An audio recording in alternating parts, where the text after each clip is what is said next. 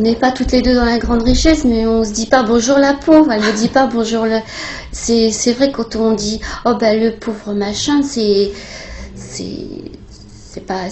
trouver un autre terme.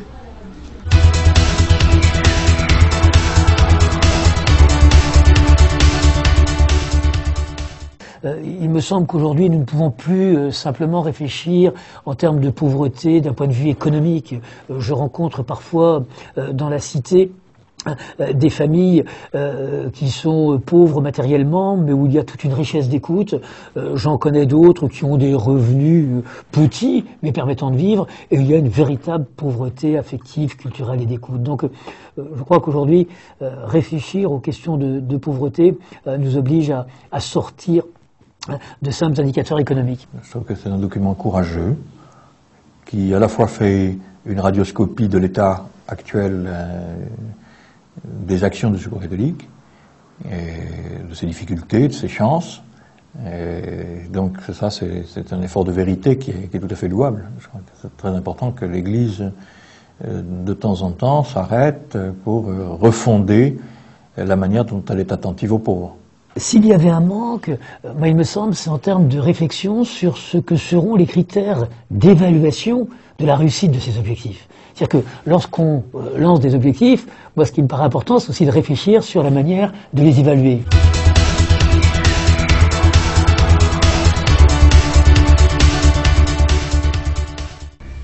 Pauvres, les plus marginalisés ou les plus isolés. En même temps, j'ai pas de réponse sur les mots à avoir, mais c'est vrai que quelqu'un qui a déjà un peu la tête dans le trou, s'il se retrouve un peu confronté avec quelqu'un qui lui dit « vous faites partie des personnes les plus marginalisées ou isolées »,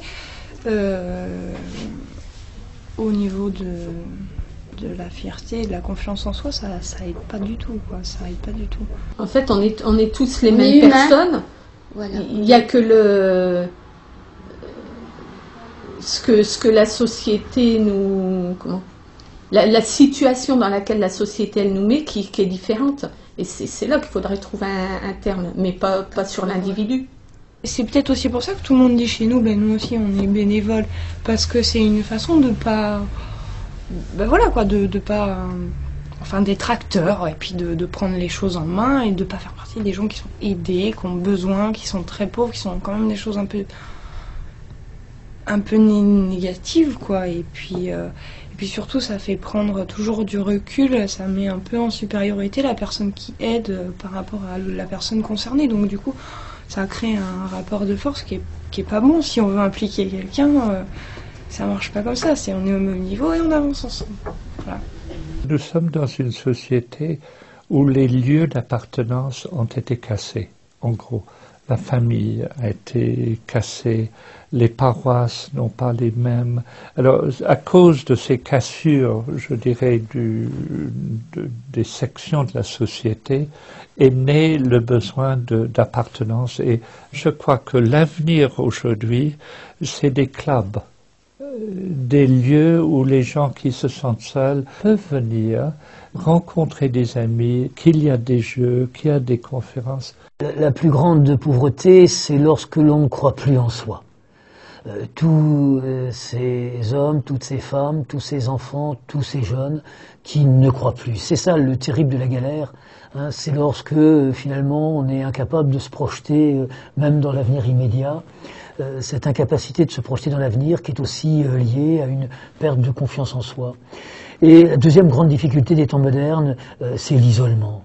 Moi, j'ai été très marqué par cette adolescente qui annonce son intention de se suicider à des dizaines de milliers de personnes par la voie d'Internet. Donc on pense qu'on a des outils de communication, mais en fait ça va que dans un sens, on émet, mais on n'écoute pas, il n'y a personne pour écouter. C'est vrai que moi j'ai connu il y a 15 ans donc les bénévoles de quartier, qui étaient assez actifs donc, sur le quartier où nous on est, qui venaient au-devant de nous parce qu'ils avaient entendu du bouche à oreille, ils avaient été chez quelqu'un qui avait dit tiens, la personne là-haut elle va pas bien, la famille là-haut elle est pas bien, donc ils venaient au-devant de nous. Les rencontres se faisaient aussi sur la paroisse, sur l'église, donc ils étaient vraiment très proches. Et étant des bénévoles, mais qui habitaient le quartier, ils connaissaient les états de pauvreté des gens. Donc ils pouvaient être là où il fallait. Et puis après, il y a eu toute la période où on a dit non, faut recentraliser parce qu'il faut que les gens fassent la démarche d'eux-mêmes. Mais c'est vrai que moi j'étais de ceux-là qui disaient si, il faut que les gens ils fassent la démarche parce que c'est aussi se montrer à soi-même quand on est la personne dans la détresse, se montrer qu'on est capable d'aller au-devant, qu'on est capable de faire une démarche. Et puis en fait, le constat c'est qu'on a laissé plein de gens sur le côté parce qu'il y a plein de gens qui n'ont pas encore cette force, c'est pas du courage, mais qui n'ont pas encore la force, qui n'ont pas la possibilité, la disponibilité au moment voulu de se déplacer et d'aller demander. Bon, la première chose que je vois, c'est tous ceux qui sont dans ce monde de découragement, d'isolement, de solitude, qui n'ont pas besoin nécessairement d'institutions, mais ont besoin d'amitié. Je dirais que pour moi, un des grands mouvements à l'intérieur du Secours catholique, c'est de faire bouger de la générosité et de la bienveillance à l'amitié et à l'écoute.